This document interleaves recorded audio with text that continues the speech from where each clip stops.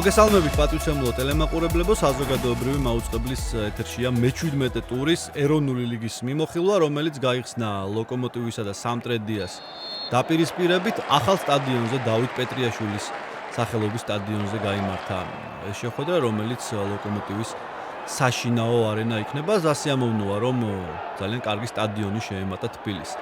მეხუთე წუთზე შესანიშნავი გოლით გაიხსნა ეს შეხვედრა. სამუშიამ უძლიერესი შორეული გასროლით გახსნა ანგარიში, არანაირი შანსი აქ რევას თევდორაძეს არ ქონია. კარგად აუარა ცრუ-მოძრაობით გვერდი გიორგი რეხუიაშვილს სამუშიამ და შორეულ კუთხეში დაატრიალა ბურთი. 1-0 დაწინაურდა საქართველოს მოქმედი ჩემპიონი. კიდევ ერთი შანსი 29 წუთზე ისევ სამუში არჩება 1-1-ზე მეკარესთან, ამჯერად ვეღარაჯობა სამტრედიელმა შემტევმა ლოკომოტივის კარის დარაჯს, გადაარჩინა აშკარად თბილისური გუნდის კიპერმა. კიდევ ერთი შანსი სამტრედია აქტიურობს, ეს უკვე პირველი ტაიმის დამატებული წუთია. შეცდომა გიორგი რეხუიაშვილის, მაგრამ თავადვე მოახერხა აი ამ უხერხულ სიტუაციაში გარკვევა ლოკომოტივის ცენტრალურმა მცველმა და განმუხტა სიტუაცია. მეორე ტაიმში კვლავ შეუტია სამტრედიამ, გოლიც გაიტანა გიულდი მანჯგალაძემ, მაგრამ როგორც აღმოჩნდა, თამაშგარეში იყო სამტრედიელი ნახევარმცველი. ზუსტად შეაფასეს ეს ეპიზოდი მსაჯებმა და გოლი არ ჩათვალეს. ამის შემდეგ გააქტიურდა ლოკომოტივი, შეიქმნა რამდენიმე საგოლე შანსი. ეს არის ეპიზოდი, როდესაც სიხარულიძე შეეძლო გატანა დიასამიძის პასის შემდეგ, მაგრამ არ გამოუვიდა. ისევ კარგი კომბინაცია, ისევ სიხარულიძე, ჩემპიონატის საუკეთესო ბომბარდირმა, აქაც ვერ მოახერხა გატანა, აჯობა მას ომარ მიგინეიშვილმა. კიდევ ერთი მომენტი, დიასამიძემ დაარტყა შორი მანძილი და ნახაც კარგი იყო მიგინეიშვილი, დასწრებაზე კი ვეღარ ითამაშა ირაკლი სიხარულიძემ. საბოლოო ჯამში ლოკომოტივი დამარცხდა, სამტრედიამ კი ძალიან მნიშვნელოვანი სამიქულა მოიპოვა. 1-0 მინიმალური უპირატესობით მოიგო საქართველოს მოქმედმა ჩემპიონმა. შედეგი რა თქმა უნდა კმაყოფილი ვარ, თამაშით მეორე ტაიმში არის უკმაყოფილების საბაბი, თუმცა ჩვენ შეგნებულად გავაკეთეთ მეთ უპირატესობა მოწინააღმდეგეს. განაპირობა ეს იმან, რომ სამწუხაროდ ორი ფეხბურთელი გვაყდა ყვითელი ბარათების გამო და ჩვენი მოკლე სკამიდან გამომდინარე, ხა რაჯამაშვილის და ბჭედბიფილსა ძალიან დიდი მნიშვნელობა აქვს ჩვენი გუნდისთვის. პირველი ტაიმი თვლი რომ კარგი თამაში იყო, რაც და პრინციპში მეორეც ეგრე იყო, რაც დავალებები ყველაფერი შევასრულეთ და მადლობა გამოგზავნეთ. ტურის მეორე შეხვედრაში სამტრედიაში ფოთის კოლხეთმა უმასპინძლა ქვეყნის ვიცე-ჩემპიონს საჩხერის ჩიხურას. რა თქმა უნდა, გამოკვეთილი ფავორიტი იყო სწორედ სტუმარი გუნდი და დაამტკიცა კიდეც თავისი ფავორიტის სტატუსი. თავიდანვე აქტიურად დაიწყეს საჩხერელებმა, მაგრამ უნდა აღინიშნოს, რომ პირველ ტაიმში ძალიან ბევრი სახიფათო მომენტი შეექმნა ფოთის კოლხეთსაც. ეს არის პირველი ეპიზოდი, როდესაც დაფე მარცხენა ფლანგიდან კარგად შეიჭრა საჯარიმოში. კარგი პასიც გააკეთა, მაგრამ ჯანელიძეს აღარ გამოუვიდა დარტყმა. აღსანიშნავია, რომ ძალიან სწრაფად გადადიოდა კონტრიერიშებზე ფოთის კოლხეთი. ეს არის უკვე მეორე ტაიმის ფრაგმენტები, როდესაც ჭელიძე დარჩა 1-1-ზე სიკაჩთან, მაგრამ მეკარეს ვერ აჯობა. დამატებაზე შემდეგ დეკანოიძე ცდილობდა გოლის გატანას, მაგრამ აქაც ძალიან კარგად გაისარჯა კოლხეთის მეკარე. კიდევ ერთი ეპიზოდი, როდესაც მშვენივრად თამაშობს სიკაჩი, ჯერ კორიფაძის დარტყმული მოიგერია, შემდეგ კი ტატანაშვილის დამატებულსაც გაუნკლავდა ფოთის კოლხეთის გოლკიპერი. ზოგადად ძალიან ბევრი საქმე ჰქონდა ამ შეხვედრაში მასპინძელთა მეკარეს. 59 წუთზე კი თამაში მოხდა ერთი ფაქტი, რომელმაც მნიშვნელოვანი გავლენა მოახდინა შეხვედრაზე. მოედნიდან საჯმა გააძევა ქებურია, რომელმაც ამ ეპიზოდში ჯერ შეცდომა დაუშვა, შემდეგ ხელით ითამაშა და უყოყმანოდ მიიღო არბიტრისგან წითელი ბარათი.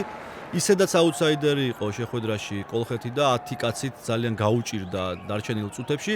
66 წუთზე გატანა შეეძლო დენის დობროვოლსკის, კორიფაძემ და გორგიაშვილმა გაითამაშეს ჯარიმიდან სწრაფად ბურთი და დაარტყა, მაგრამ ისევ სიკაჩმა გადაარჩინა აქ ფოთის კოლხეთი. ხედავთ ბრწყინვალესეები მასპინძელთა კიპერის შესრულებით. კარგი თამაში ჩაატარა ნამდვილად სიკაჩმა. ეს კი არის პირველი გოლის ეპიზოდი კორიფაძის ჩაწოდებული კუთხურიდან და დიმიტრი ტატანაშვილს გააქვს მასპინძელთა კარში პირველი გოლი ამ შეხვედრაში.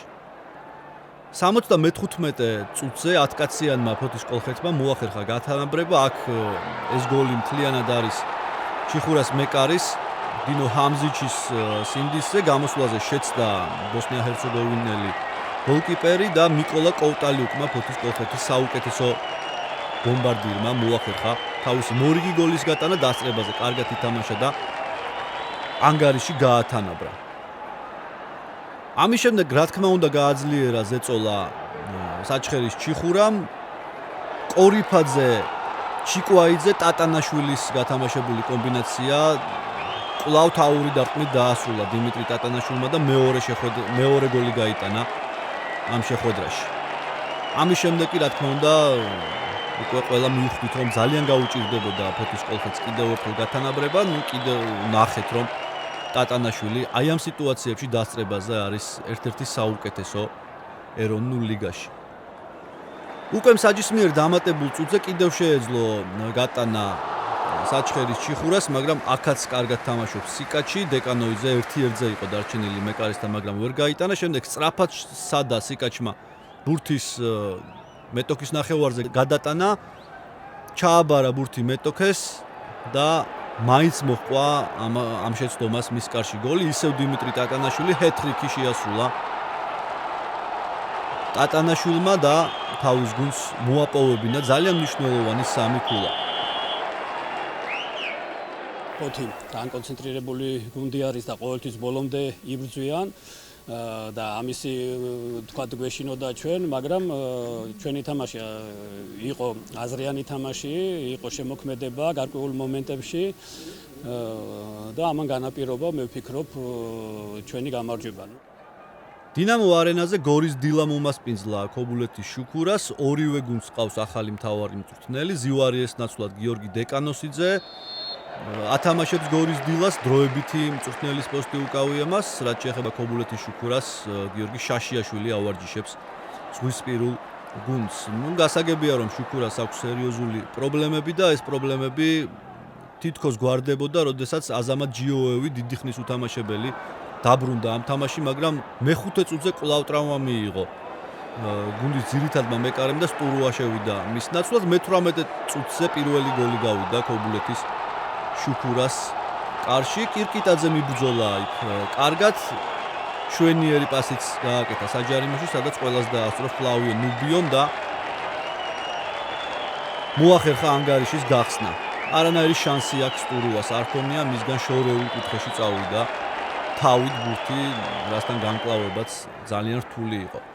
25 წუთზე მეორე გოლიც გაიტანა გორის დილამ. ხელით ითამაშეს საჯარიმოში ქობულეთელმა ფეხბურთელებმა. სტურუა მიუხვდა დარტყმის მიმართულებას ალეანდრო რიბეიროს, მაგრამ დარტყმა ძალიან კარგად იყო შესრულებული, ძლიერად ზუსტად კუთხეში. 2-0 მეორე ბრაზილიელმაც გამოიჩინა თავი ამ შეხვედრაში.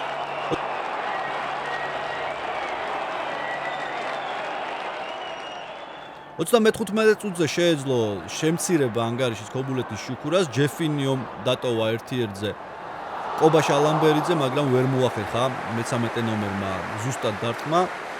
პირდაპირ მუჯრიშვილს მიუვიდა ბურთი ხელებში. 65 წუთი არეულობა ქობულეთის შუქურას საჯარიმოში, რითიც ძალიან კარგად ისარგებლა წიქარიძემ და ძალიან ტექნიკურად გადააოლო ბურთი თავზე შორეული კუთხისკენ სტურუას. ამდენს რა თქმა უნდა არ უნდა აცდიდნენ მცველები თავის საჯარიმოში მეტოქის ფეხბურთელს, მაგრამ ვერ გაუწიეს წინააღმდეგობა ქობულეთელებმა წიქარიძეს, მანაც ძალიან ტექნიკურად შეასრულა ეს დარტყმა და ლამაზი გოლიც გამოუვიდა. 79 წუთზე სელიეუ ტარავალიე, რომელიც შეცვლაზე შემოვიდა, საბოლოო ანგარიშს აფიქსირებს. აქ შეიძლება სტურუას შეცდომაზეც რა თქმა უნდა საუბარი. ცუდად დაუხვედრა ხელები ქობულეთელთა მეკარემ სიერა ლეონელი ლეგიონერის დარტყმულს და მეოთხე გოლიც გაუშვა. 4-0 დიდი ანგარიშით მოუგო ტურნირის აუთსაიდერს გორის დილამ.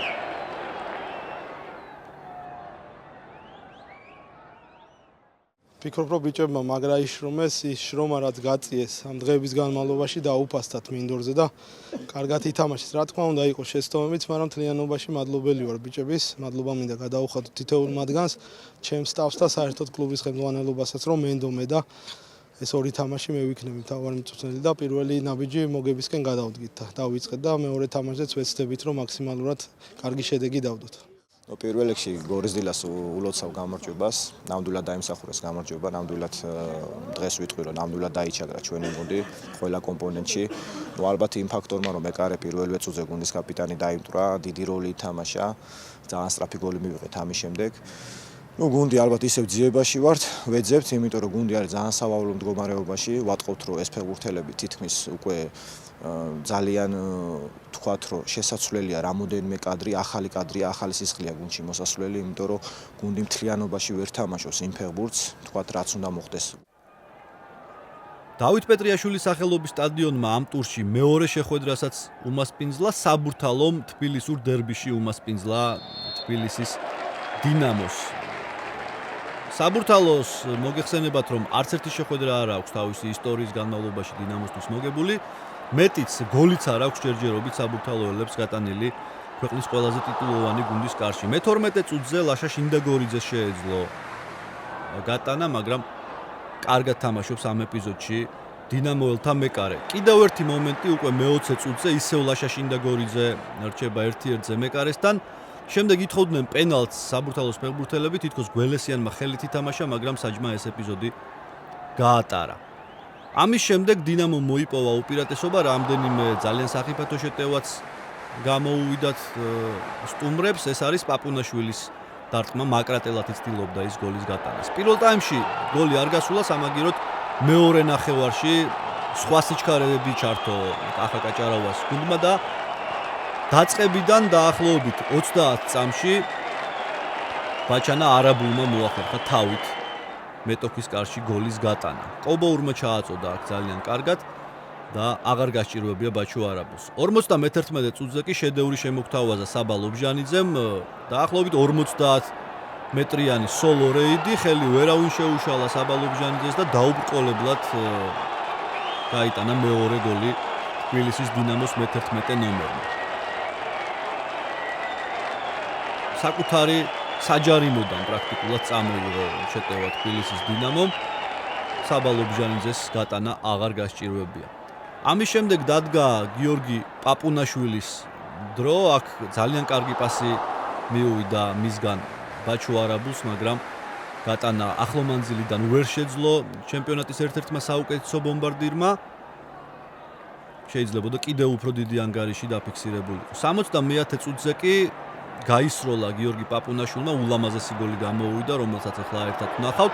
მოგეხსენებათ, რომ პაპუნაშვილი უკვე აღარ არის თბილისის დინამოში, მან ამ თამაშის შემდეგ მოაწერა ხელი 3 წლიან კონტრაქტს სარაგოსასთან და ის ითამაშებს კარიერას გააგრძელებს ესპანეთის სეგუნდა დივიზიონში, წარმატებები უსურვოთ, რა თქმა უნდა, ერთ-ერთ გამორჩეულ ქართველ ფეხბურთელს. 3-0 გახდა ანგარიში, ერთადერთი შანსი იმისა, რომ იქნებ პრესტიჟის გოლი მაინც გაეტანა ისტორიაში პირველად დინამოსთვის საბურთალოს არ გამოვიდა, შინდაგორიძემ ვერ მოახერხა ახლო მანძილიდან გატანა. კიდევ ერთი ეპიზოდი, აქ ძალიან კარგად თამაშობს ბიძინაშვილი, რომელსაც ლიტოვჩენკო მაჯობა, მის მოგერიებულ ბურთს ამარტებდა იმნაზე, მაგრამ ისევ ლიტოვჩენკოს კარგი თამაში და ისევ მშრალად ახერხებს შენახვას თავისი კარის დინამოს ლეგიონერი მეკარე.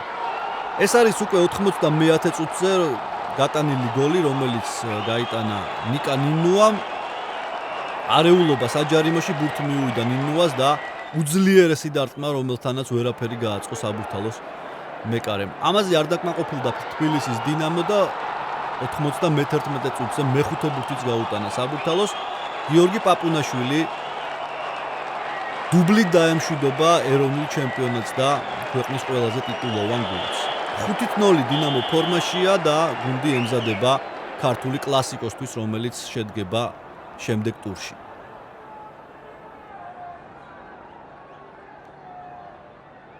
ვფიქრობ პირველი ტაიმი გარდამავალი უპირატესობა იყო, როგორც ჩვენ გვქონდა საგოლე მომენტები, ესე ვთქვათ, საბურთალოსაც ჰქონდა, უფრო მეტი საგოლე მომენტები ჩვენ გვქონდა. მეორე ტაიმში რაც შეეხება სწრაფმა გოლმა გადაწყვიტა ყველაფერი და ორი სწრაფი გოლის მერე უპირატესობა მოვიპოვეთ და მე ვფიქრობ დამსახურებულად მოვიგეთ. ტურის ბოლო შეხვედრა ჩატარდა ქუთაისში, რამაზ შენგელიას სახელობის სტადიონზე ტორპედომ უმასპინძლა ბათუმის დინამოს.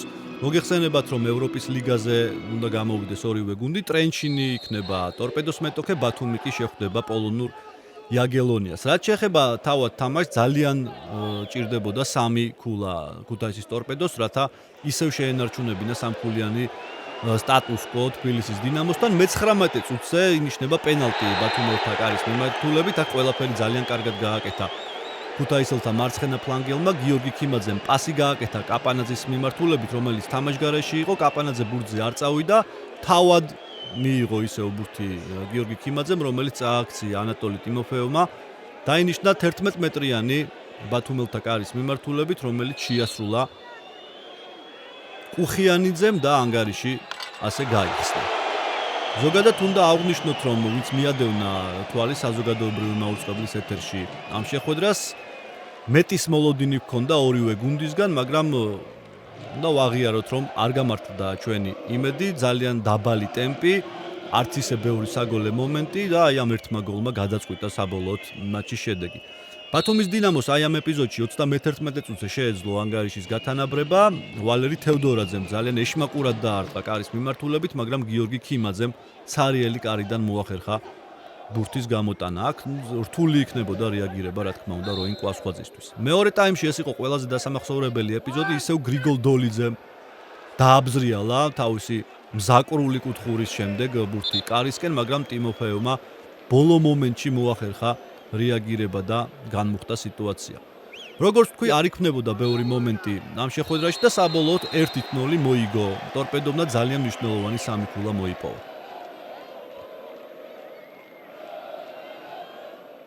მე თავიდანვე აღვნიშნე, რომ ბათუმის დინამო ძალიან კარგი გუნდია, ნამდვილად არ იმსახურებენ იმ ადგილს, სადაც ეხა ისინი იმყოფებიან. მთელი თამაშის მანძილზე ეხა ორთაბრძოლები იყო, ორივე გუნდის შესრულებით, ჩემის აზრით ცოტა მეტი მომენტები ჰქონდა. გასატანად, ჩვენ ერთი გავიტანეთ და მადლობა ღმერთს მოვიგეთ. Только нужно упорно трудиться, чтобы выходить из этой ситуации. კონსტანტინე ფროლოვმა მატჩის შემდეგ განაცხადა, რომ ძალიან ბევრი უნდა იშრომოს ბათუმის დინამომ, თუ უნდა რომ უკეთესად გამოიყურებოდეს. ზოგადად შეფასების დროს კი თქვა, რომ მთავარი პრობლემა გუნდის არის საგოლე მომენტების რეალიზება და წინა ხაზში უფრო ცივსისხლიანად თამაში. ასეთია მე-17 ტურის შედეგები. ლოკომოტივმა წააგო სამტრედიასთან მინიმალური ანგარიშით, კოლხეთმა ჩიხურასთან დარტყმა 1-3, დილამ მოუგო შუქურას 4-0, საბურთალო განადგურდა თბილისის დინამოსთან 0-5, ტორპედომ კი დაამარცხა ბათუმის დინამო მინიმალური ანგარიშით.